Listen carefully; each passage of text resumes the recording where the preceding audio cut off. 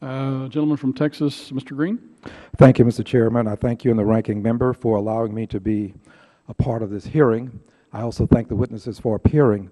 I have had an opportunity to peruse all of your statements, and I want you to know that I think very much of each statement, but I want to single out Mr. Reed, if I may, because he said a couple of things in his statement that I'd like to call to your attention.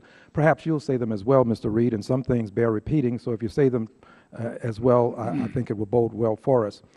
One statement that you make that I find favor with is the notion that we can recertify persons on a basis other than doing it annually.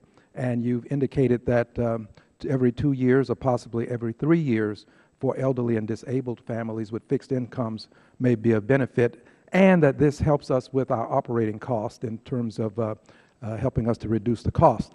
Now, but what I really want to focus on is this next part of your statement over on page 7. And I'd like to just read from page 7, if I may.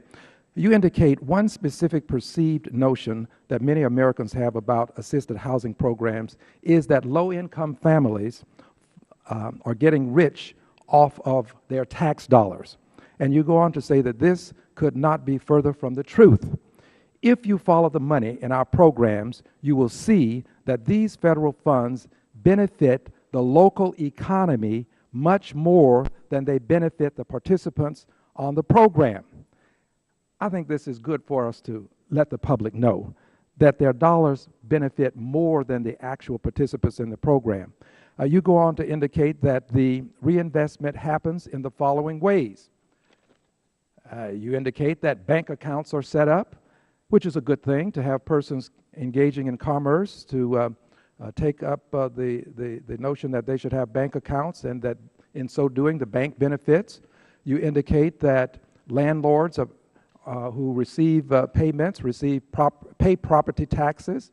You indicate that area contractors secure contracts. You go on to talk about how vendors secure contracts to maintain the housing authority IT system, the vehicle fleets. You mentioned that the PHAs are able to create jobs in the community. And I want to just say this. While we are helping persons who are indeed in need of help with these programs, the community benefits as well. And we should never forget that these dollars turn over in the community and that jobs are created in these communities. And we should see the persons who are benefiting from the programs not as a liability, but also as an asset to the community. And they are also human beings who are needing a hand up. Many of you have addressed the notion of these programs being a hand up as opposed to a handout. So I thank you for the testimony. I've had the chance to peruse them, and I look forward to hearing more details about what you plan to do. I yield back.